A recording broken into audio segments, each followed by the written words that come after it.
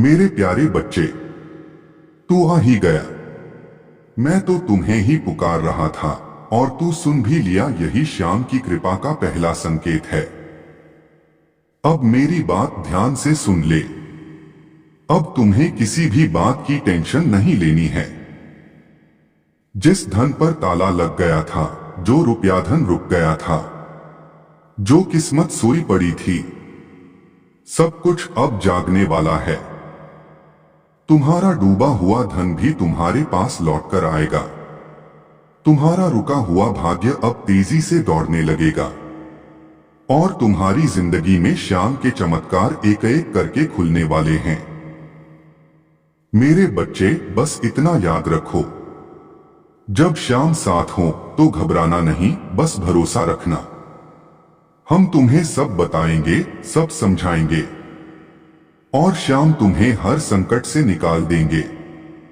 और मेरे प्यारे बच्चों, हमारे इस चमत्कारी श्याम चैनल को सब्सक्राइब कर लेना, वीडियो को लाइक कर देना और कमेंट में जय श्री श्याम जरूर लिख देना, क्योंकि यही शब्द आपकी जिंदगी में श्याम कृपा का दरवाजा खोल देते हैं। प्राचीन समय की उस पावन संध्या में, जब हवा में श्याम नाम की मधुर गूंज तैर रही थी, एक भक्त था, नाम उसका आदित्य।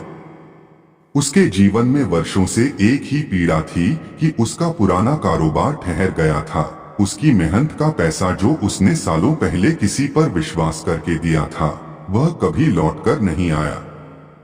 ऊपर से उसके पूर्वजों का बताया हुआ गड़ा खजाना भी वर्षों से केवल एक कथा की तरह उसके मन में था। कभी मिल जाए तो जीवन बदल जाएगा, परंतु उसकी राह धुंधली थी। एक संध्या वह थकाहारा, अपने दुखों से घिरा, नंदीग्राम के बाहर एक छोटे से मैदान में बैठा था। सूरज ढल रहा था, पर उसके मन में अंधेरा अभी भी गहरा था। तभी दूर से एक धीमी सी पांवों की आहट सुनाई दी। उसने सिर उठाया तो देखा एक तेजोमय दिव्य नीली आभा में नहाए हुए बाबा श्याम स्वयं आगे आ रहे थे। उनका स्वर मधुर था, उनकी मुस्कान इतनी कृपालु कि देखते ही मन हल्का होने लगे। श्याम मुस्कुराए और बोले, आदित्य, दुख का बोझ क्यों ढोता है? तूने जो खोया है वह लौटने के लिए ही खोया था। तूने जो दिया है वह वापस आने के लिए ही गया था। और जो गड़ा खजाना तेरे भाग्य में है, वह धरती नहीं रोक सकती। आदित्य चौंक गया।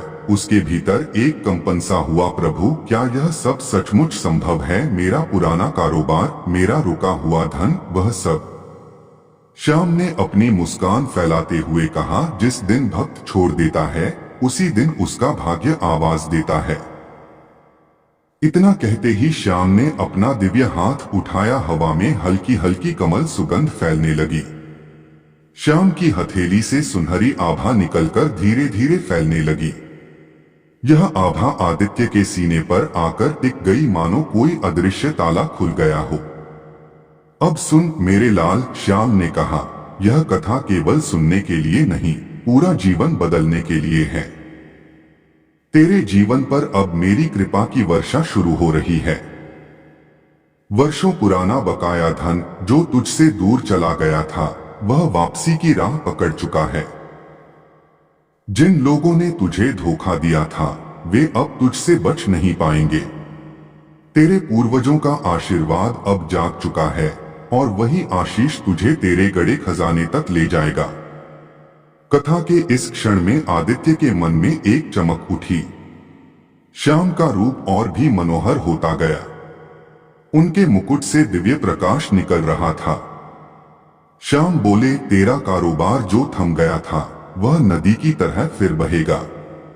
तू चिंता मत कर, मैंने तेरी किस्मत की गाड़ी खुद पकड़ ली है। जो रुका है उसे चलना है, जो खोया है उसे लौटना है और जो दफन है उसे बाहर आना ही है। प्रभु का स्वर इतना आश्वस्त करने वाला था कि आदित्य की आंखों से आंसू बह निकले। वह उनके चरणों में गिर पड़ा। श्याम ने उसे उठाया और बोले, अब सुन मेरे प्यारे, आज की यह कथा तेरे जीवन में सबसे बड़ा मोड़ है। आज से तेरे घर में शांति, समृद्धि, बरकत और धन की वर्षा अनवरत होगी। जिस गड़े खजाने की खोज में तेरे पूर्वज लगे रहे, वह अब तेरे हाथों में आने के लिए व्याकुल है। दरिद्रता का ग्रह तेरे घर से विदा हो चुका है। मेरी कृपा अब तेरे द्वार पर स्थायी रूप से बैठ चुकी है। इतना कहते ही श्याम ने अपना दिव्य गदा आगे बढ़ाया। उस गदा से सुनहरे कण निकलकर आदित्य के चारों ओर चमकने लगे। श्याम बोले, यह गदा केवल शक्ति का प्रतीक नहीं, यह तेरे जीवन का ताला खोलने की चाबी है। इसे कोई देख नहीं सकता, पर इसकी कृपा हर दिन तुझ पर काम करेगी। आज से तेरी किस्मत मेरे हाथ में है। अपने आशीष से वे बोले, कल सुबह ही वह व्यक्ति जो तेरे पैसे दबाकर बैठा है, बेचैनी से तुझे खोजेगा। तेरे खाते में वही राशि लौटेगी जो तूने कभी सोचा भी नहीं था। तेरा प्राचीन कारोबार, जिसकी तूने उम्मीद छोड़ दी थी, अचानक ऐसी गति से उठेगा जैसे बरसों की नींद टूट गई हो। और तेरे पूर्वजों का गड़ा खजाना, वह किसी मार्गदर्शन या नक्शे से नहीं, बल्कि तेरे भीतर उठते संकेतों से मिलेगा। इतना कहते ही हवा तेज हुई। चारों ओर हल्की सुनहरी धुंध फैल गई। श्याम बोले, आज की यह कथा तेरे भाग्य का उद्घाटन है। इसे सुनने वाला हर भक्त भी मेरी कृपा का भागी बनेगा। धन, बरकत, सम्मान, स्वास्थ्य सब उसके जीवन में प्रवाहित होंगे। धीरे धीरे श्याम का रूप प्रकाश में विलीन होने लगा, पर अंतिम वाक्य हवा में गूंजता रहा। जहां श्याम है, वहां असंभव नहीं। जो खोया है वह लौटता है, जो रुक गया है वह चलता है, और जो दबा है वह ऊपर आता है। आदित्य की आंखें खुली तो उस मैदान में गहरा सन्नाटा था, पर उसके दिल में ऐसा विश्वास था जो जीवन भर नहीं आया था। 3 दिनों में उसका पुराना पैसा लौट आया। 5वें दिन उसका बंद कारोबार नए कामों से भर गया। 10वें दिन उसे एक पुरानी जमीन में ऐसा निशान मिला जिसने उसे उसके पूर्वजों के खजाने तक पहुंचा दिया। और उस दिन उसने जाना, श्याम की कथा केवल सुनी नहीं जाती, श्याम की कथा जीवन बदल देती है। उस रात जब आदित्य ने पहली बार श्याम का दिव्य स्वप्न साक्षात्कार पाया था, उसका हृदय जैसे किसी अदृश्य शक्ति से भर गया था। अगले दिनों में जो चमत्कार उसके साथ घटे, वे उसके पुराने जीवन की जंजीरों को तोड़ते चले गए।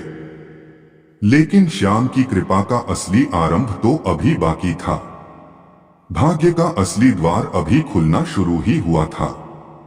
वह कहानी जो आकाश में लिखी जा चुकी थी, आज उसे पृथ्वी पर उतरना था। और यही इस दूसरे भाग का उदय है, जहां कृपा केवल आती नहीं, बल्कि टिक जाती है।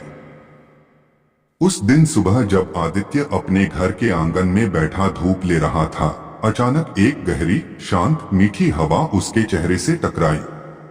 यह कोई साधारण हवा नहीं थी। यह वही संकेतों वाली हवा थी जिसे भगवान श्याम भेजते हैं जब भाग्य को आगे बढ़ाना होता है। उस हवा में हल्की चंपा की सुगंध घुली हुई थी। आदित्य ने आंखें मूंद ली। हवा मानो उसे पुकार रही थी, तू तैयार है। अब तेरा भाग्य दूसरी सीढ़ी चढ़ने जा रहा है। अचानक उसे लगा जैसे कोई उसके पास खड़ा है। आंखें खोली तो देखा सामने वही दिव्य आभा, वही मनमोहन मुस्कान, वही नीला प्रकाश, वही अलौकिक करुणा। श्याम खड़े थे, पर इस बार उनका स्वर पहले से भी अधिक गहन था, मानो ब्रह्मांड का हृदय बोल रहा हो। श्याम बोले, आदित्य, तूने पहला आशीष पाया, परंतु तेरी मंजिल सिर्फ धन लौटना नहीं थी। तेरी मंजिल है भाग्य का महाप्रकाश। आज मैं तुझे वह रहस्य बताने आया हूं जो कुछ ही भक्तों को मिलता है। यह वह मार्ग है जिस पर चलकर मनुष्य न केवल खोया धन पाता है, बल्कि वह सब पाता है जो कभी उसके जीवन में होना छूटा रह गया। उनकी आंखों में ऐसी चमक थी जो भीतर तक उतर जाए। आदित्य श्रद्धा से नतमस्तक हो गया। श्याम धीरे से बोले, तेरे पास जो गड़ा खजाना आया है वह सिर्फ धातुओं का खजाना नहीं, वह तेरे वंश की ऊर्जा है। और जब वंश की ऊर्जा जागती है तब भीतर का भाग्य भी जागता है। अब मैं तुझे उस मार्ग पर ले चलूंगा जहां हर कदम पर कृपा है, हर घड़ी पर उन्नति है और हर सांस पर संरक्षण है। इतना कहते ही श्याम ने हाथ बढ़ाया और आदित्य के कंधे पर रखा। एक क्षण में आदित्य को लगा जैसे उसका शरीर भारहीन हो गया। उसके आसपास का संसार फैलने लगा। दृश्य बदल गया। वह किसी विशाल असीम प्रकाशलोक में पहुंच गया। यह न स्वप्न था न कल्पना, यह वह दिव्य लेवल था जहां मनुष्य तभी पहुंचता है जब उसे जीवन का निर्णायक मोड़ दिया जा रहा हो। उस प्रकाशलोक में कोई दीवारें नहीं थीं, पर सीमाएं भी नहीं थीं। प्रकाश बहता था, हवा चमकती थी और हर वस्तु संगीत की तरह कंपन करती थी। वहां कोई आवाज नहीं थी, पर हर ध्वनि मधुर थी। और उस दिव्यता के केंद्र में स्वयं श्याम खड़े थे। श्याम ने कहा, यह वह स्थान है जहां भाग्यों की लिखावट होती है। यहां आकर ही भक्त जान पाता है कि उसका भविष्य क्या है और उसकी बाधाएं क्यों हुई थीं। अब मैं तुझे वह सब दिखाऊंगा जो तेरे जीवन में अभी तक छुपा था। श्याम के हाथ से एक सुनहरी किरण निकली और आदित्य की आंखों के आगे फैल गई। उस किरण में उसके जीवन की सारी घटनाएं तैरने लगी। बचपन, संघर्ष, परेशानियां, असफलताएं, रुका हुआ कारोबार, दबा हुआ पैसा, धोखे और उन पर छाया एक काला धुंधला पर्दा। श्याम बोले, ये तेरी बाधाएं थीं। ये तुझे रोकने के लिए नहीं थीं। ये तुझे मजबूत बनाने के लिए थीं। हर दर्द तुझे आगे ले जाने के लिए था। हर नुकसान तुझे गहरे अनुभव देने के लिए था। जब मनुष्य इन बातों को समझने लगता है तो ईश्वर का आशीष उसके भीतर उतरने लगता है। और आज तेरे भीतर उतर चुका है। यह सुनकर आदित्य की आंखें भर आईं। वह बोला, प्रभु, पर अब मुझे क्या करना है? श्याम ने मुस्कुराकर कहा, कुछ नहीं, सिर्फ मुझे स्वीकार कर ले और अपने जीवन को मेरे भरोसे छोड़ दे। बाकी सब मैं करूंगा। इतना कहते ही श्याम ने हवा में अपनी उंगलियों से कुछ रेखाएं खींची। वे रेखाएं चमकने लगीं और अगली ही क्षण एक नए दृश्य में बदल गईं। यह दृश्य था आदित्य का भविष्य। उसकी दुकानें बढ़ी, उसका व्यापार देश देशांतर पहुंचा, उसका सम्मान बढ़ा। उसके पास ऐसे अवसर आए जिनके सपने उसने कभी नहीं देखे थे। उसका परिवार सुखी हुआ। उसके घर में रोज लक्ष्मी सदृश बरकत रही। सब जगह समृद्धि का विस्तार दिखा। श्याम बोले, यह तेरी वास्तविक दिशा है। यही तेरा भविष्य है। बस इसे स्वीकार कर और चलते रह। मेरा हाथ तेरे साथ है। इतना कहते ही श्याम का तेज आसमान की ओर फैलने लगा। आदित्य उस प्रकाश में घिर गया। कुछ ही क्षणों में वह फिर अपने आंगन में था, पर उसके मन में ऐसा प्रकाश था जो अब बुझने वाला नहीं था। उस दिन से जो घटनाएं शुरू हुई वे सामान्य मनुष्यों के लिए चमत्कार थीं, लेकिन आदित्य के लिए अब यह श्याम कृपा का स्वाभाविक प्रभाव था। अचानक लोग उसके पुराने काम लेकर आने लगे। जो उसे भूल गए थे वे उसे याद करने लगे। जो उसका पैसा दबाए बैठे थे वे रातों रात बेचैन होकर लौटाने लगे। उसकी दुकान में ग्राहकों की लाइन लगने लगी। उसका नाम फैलने लगा। जिन रास्तों में वर्षों से बंद जंग लगे ताले लगे थे वे ताले अपने आप खुलने लगे। और एक चमत्कार तो बिल्कुल अप्रत्याशित था। उस रात उसे एक नक्शा मिला। नक्शा पुराना था पर उसके परिवार से संबंधित था। आदित्य ने इसे कभी नहीं देखा था। पर श्याम की कृपा से वह नक्शा अब उसके जीवन में आया था। वह नक्शा उसके दादा के खजाने की ओर इशारा कर रहा था। वह खजाना सिर्फ सोने चांदी का नहीं था, बल्कि उसमें ज्ञान की पांडुलिपियां, प्राचीन वस्तुएं और व्यापार से जुड़ी गुप्त जानकारियां थीं जिनसे उसके पूर्वज अत्यधिक समृद्ध हुए थे।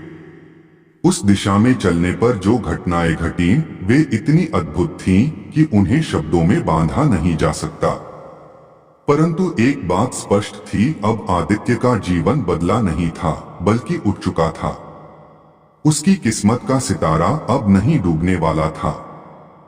और जब वह रात आती जिसमें श्याम ने उसे पहली बार दर्शन दिए थे, आदित्य आसमान की ओर देखता और मन में एक ही वाक्य बोलता, श्याम, आपने मुझे केवल धन नहीं दिया।